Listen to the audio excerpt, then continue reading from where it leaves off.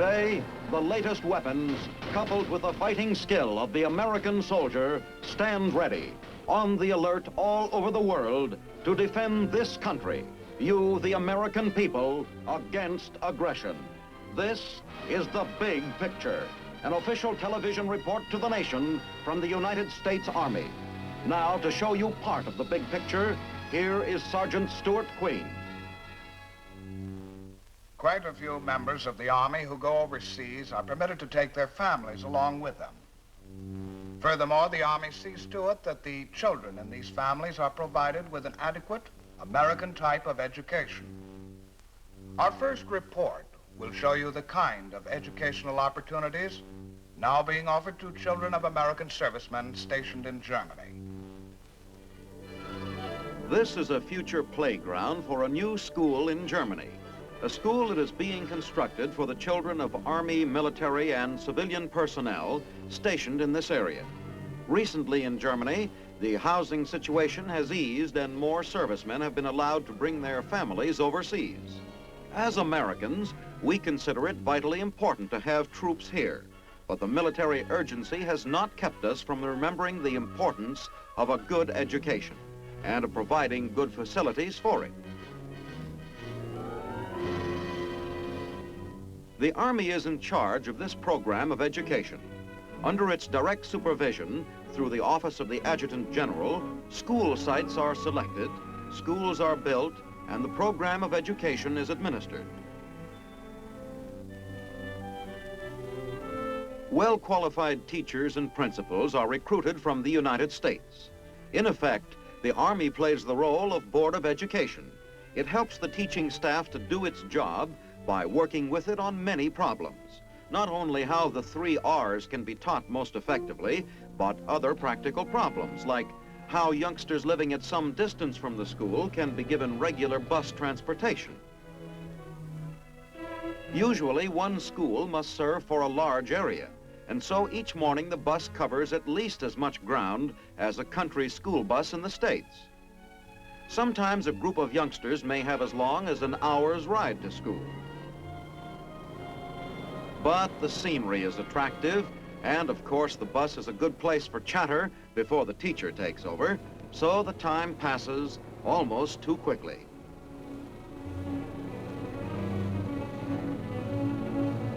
Here in Kaiserslautern, Germany, is a new American school for children of elementary and high school age. Once at the school, the children would hardly know that they are on foreign soil.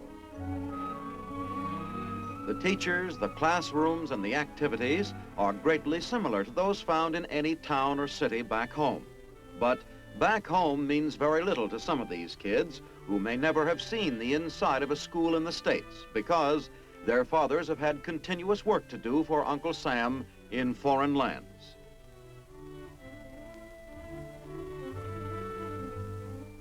Although most subjects are the familiar ones, there is one here that is a bit unusual, especially for children at the elementary school level.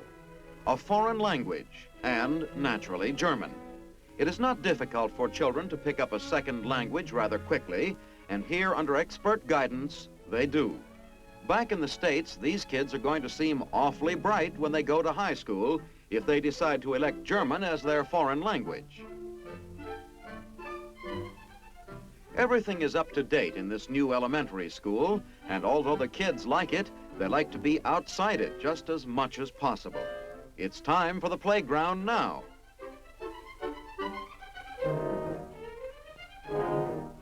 And so, wearing sport togs of infinite variety, the boys go to their side and the girls go to their side. And after a little while, they're all playing together.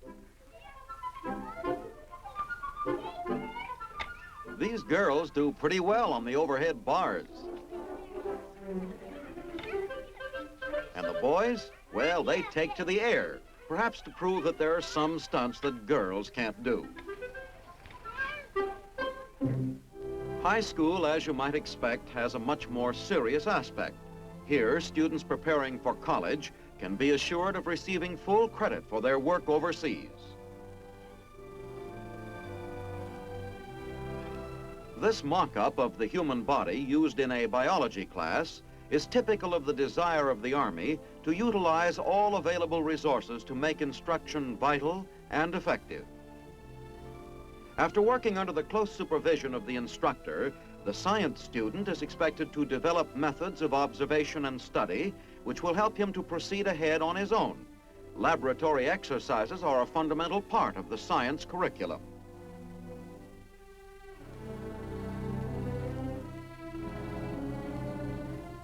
Chemistry, like biology, is approached with the intention of developing an understanding of the method of the scientist. The scientist tries an experiment. He sees whether what he has in mind is really true. He or she submits the theory to a practical test. Like the laboratory, the library is a place to track down knowledge, and many an assignment can only be fulfilled by going there and looking it up. Of course, the library is always open to those who want to go there for the pleasure of finding themselves a really interesting book.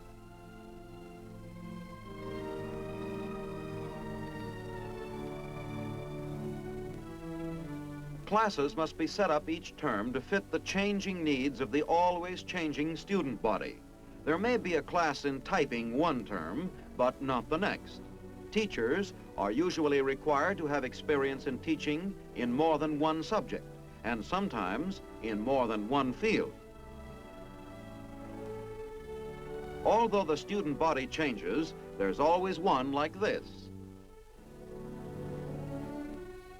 In the home economics field, a girl learns not only basic sewing, but keeps up with changing American fashions. Some of these young ladies studying here in Germany have already seen quite a bit of the world, but are rather anxious to know just as much about being well dressed as the girls back home. Not only what to wear, but how to create it. The balance between practical and theoretical subjects is very much the same in these overseas schools as in the States.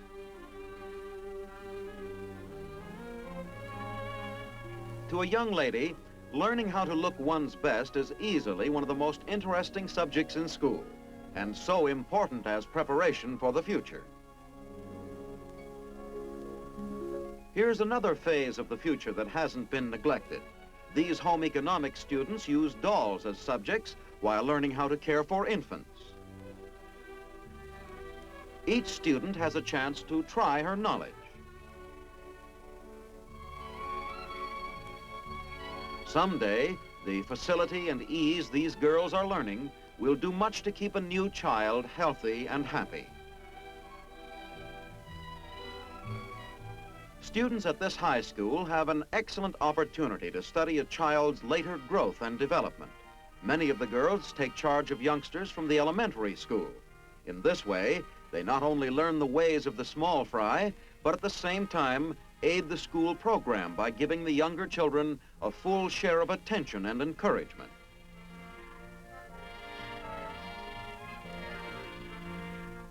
In many ways, life in these dependence schools overseas has a tendency to develop community spirit, with everyone lending a helping hand and everyone a little happier because of it.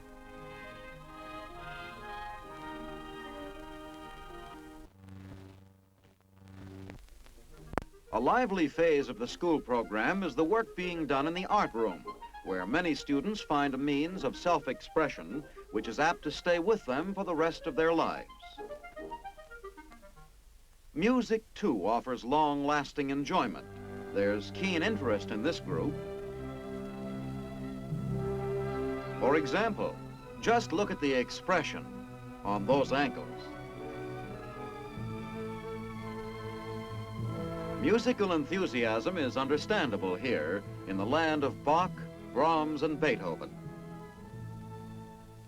The high school has a physical education department. One of its objectives, the development of good health for all students, is carried out in some measure through group games, such as volleyball.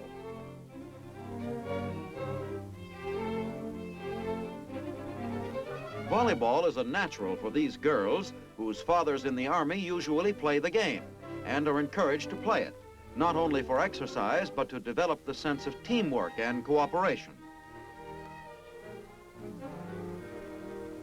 Football. The game between two American high schools is scheduled for Saturday at 1:45. Overseas, the high school game is big league stuff. The rooters are devoted. And the refreshments are all American.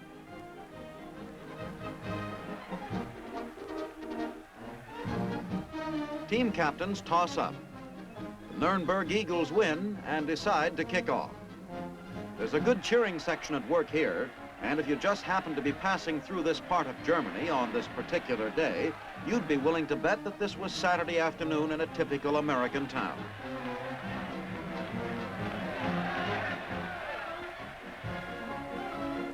For the players and the students, it's an afternoon full of team spirit and the determination to win.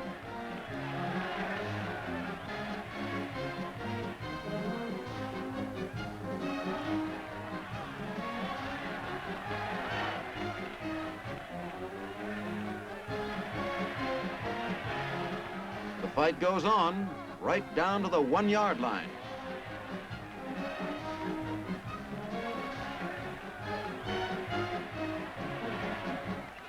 There's plenty of inter-high school competition here in Germany, but under Army supervision, all athletic events are carried out with the objective of teaching the American attitude of fair play.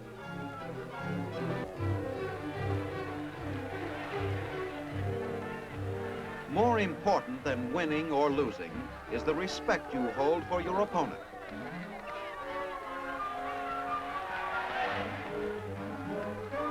When the race is won, the winners take their places in true Olympic style. It's a great feeling to be up there on the stand.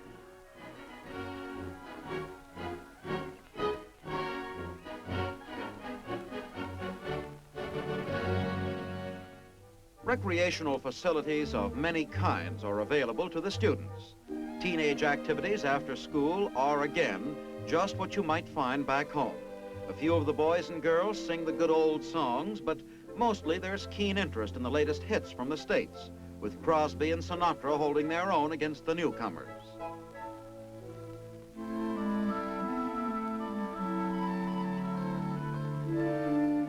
Sooner or later, the mambo may be the big dance here, but right now the youngsters are sticking to the good old-fashioned jitterbug. From the standpoint of education and just plain fun, sightseeing is the big plus for the American student who goes to a dependent school overseas.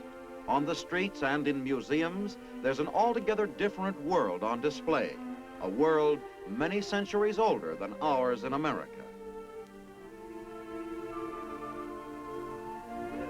Yes, outside the walls of the regular high school is a classroom of another kind, rich in history and the arts, with a bit of geography thrown in for good measure. A living, exciting laboratory available all the time.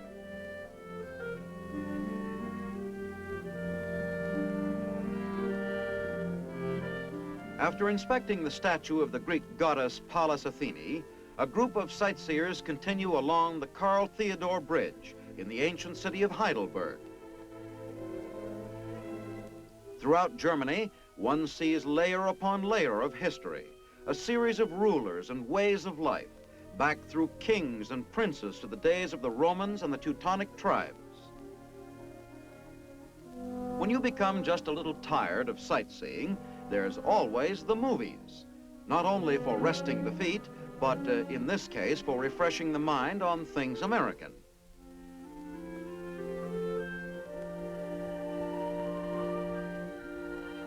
What about it? Shall we see Vom Winde Wehet, Gone with the Wind, for the umpteenth time? Well, it's got Gable, and it won't be exactly the same, because this time the ladies and gentlemen of the Confederacy will be speaking in German, which these students will understand.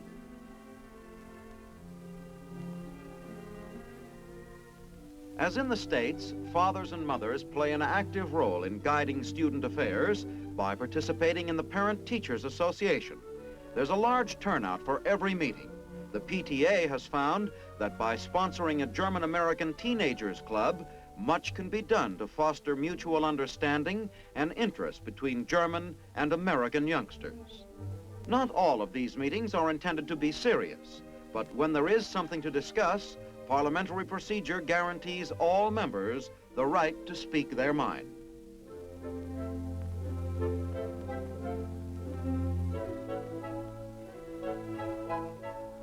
Conversations are, of course, in German.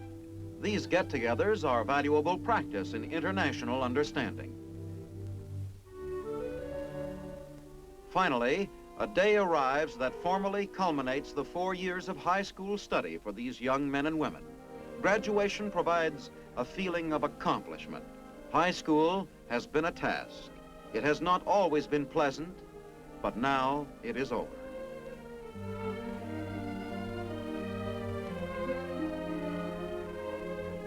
There is a feeling of sadness, too. There will be a break in long and rich associations with teachers and fellow students.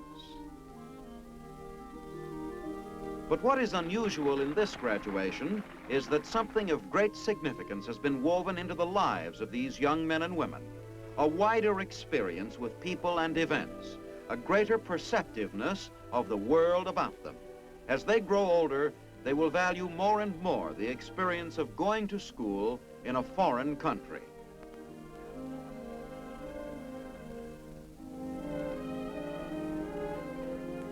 In winning their diplomas from an American school abroad, these graduates are personally most fortunate. But their country, too, is fortunate because, with their families, they have proven themselves outstanding as representatives of America abroad. Heidelberg, with its renowned university, a seat of learning attended by students from all over the world. Perhaps this graduate will continue on here, or perhaps he will return to study in America. Whatever his course, he has already gained valuable understanding and background in an American school abroad.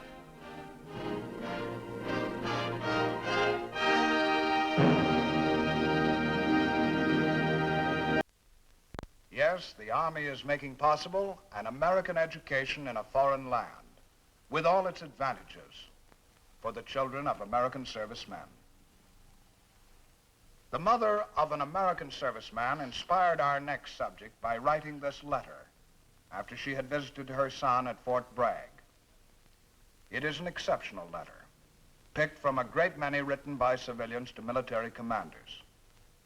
We think it expresses very well, very simply and honestly, a mother's feelings. We have asked the mother who wrote it if she would allow us to quote her words on the big picture. She has kindly given us this permission. And so, here is her letter, addressed to the commanding general at Fort Bragg, North Carolina. I have just returned home from a 3-day visit to Fort Bragg, and I hope you'll not mind my writing you to express what I imagine many mothers must feel after spending some time in an atmosphere that is altogether strange and foreign to us. From the very first, when I drove into the fort, the visit taught me a great deal that I did not know. It had always been my impression that an army post was a cold, desolate, and unfriendly place.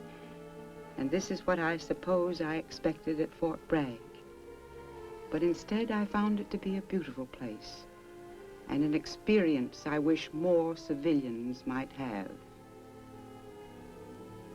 It had been quite a long drive for me, and frankly, on arrival, I felt tired and lonely, and wondered whether I should have made the trip.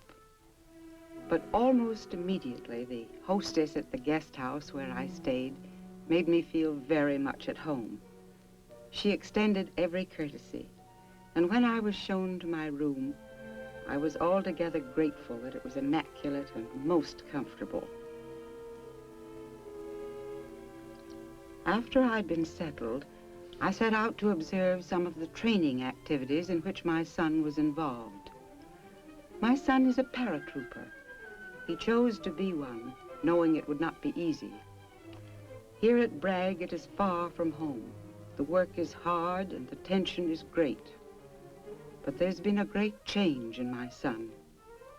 It seems just yesterday that he was a very small boy. Still remembering some of his small boy fears, I find it difficult to grasp, but very wonderful. He has suddenly been made a man. I watched him jump from a training tower and dangle like a marionette on a string, like some toy he might have played with, only what seems to me like a few years ago. I think all of us mothers would like to say thank you for these men at Bragg. We have sent you boys, and already you have made them men.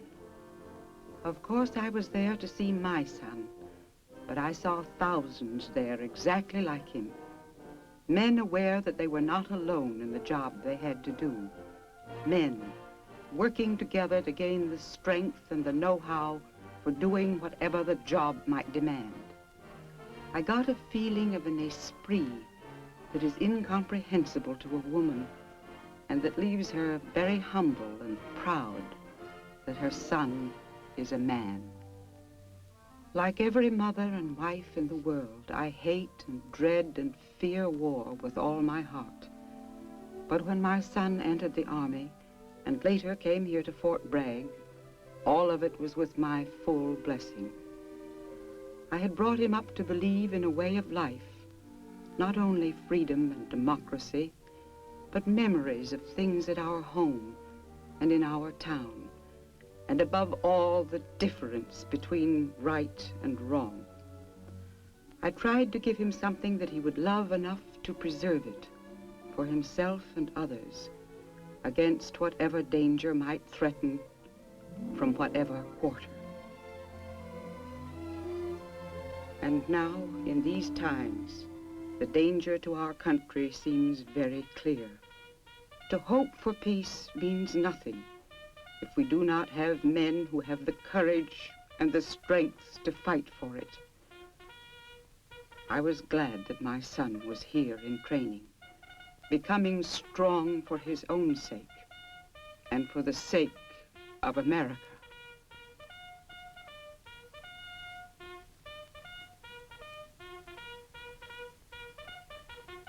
I watched the lowering of the flag, a ceremony both simple and moving.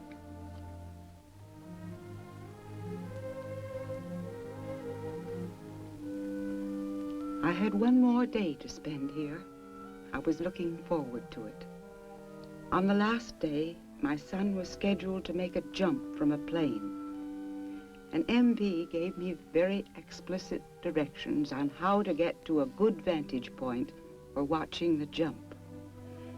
Incidentally, may I say that throughout my visit, every soldier to whom I spoke was courteous and helpful and cheerful. I'm pleased to tell you of this, because I know that sometimes our servicemen are criticized harshly on these matters. And I, for one, would like to report how favorably I was impressed.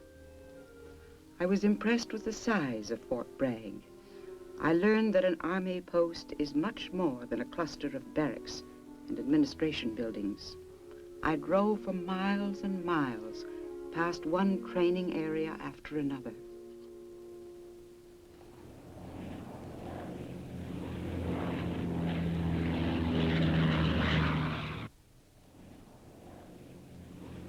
I suppose there are some mothers who would not want to see their sons jump from a plane. I think I am one of those. I'm afraid. And yet, I would not miss the experience. I tried to think of him in the plane, preparing for the jump. I knew, he had told me, that very few men can look forward to a jump without fear. Butterflies in the stomach, or just plain fear in the mind. Fear that at the last moment is overcome. This capacity to conquer fear, this is what my son now has. And because he has this, I am grateful.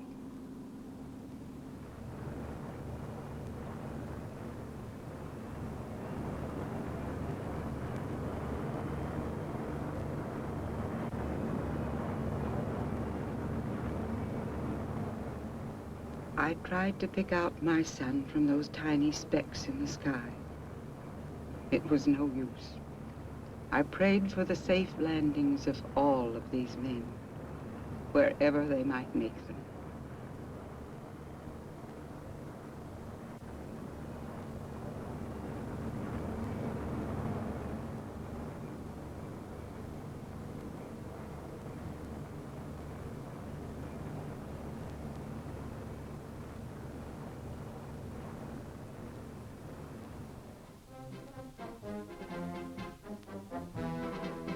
I came to Fort Bragg rarely to see my son, but I saw much more. I saw all those who were side by side with him, other sons of other mothers. I wish that all of them could see what I have seen, not only their individual sons, but all of our sons together, proud of being together, none of them wanting war, but all of them ready to fight for the kind of life we mothers have taught them to believe in.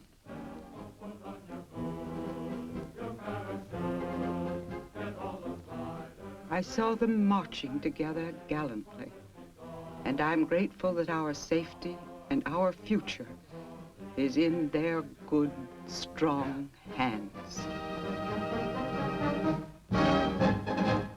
We are proud to have presented this letter, which shows not only the deep affection of a mother for her son, but a fine understanding of the role her son must play in the defense of his country. Now, this is Sergeant Stuart Queen, inviting you to be with us next week for another look at the big picture, the United States Army in action. The Big Picture is a weekly television report to the nation on the activities of the Army at home and overseas. Produced by the Signal Corps Pictorial Center. Presented by the U.S. Army in cooperation with this station. You can be an important part of the big picture. You can proudly serve with the best equipped, the best trained, the best fighting team in the world today, the United States Army.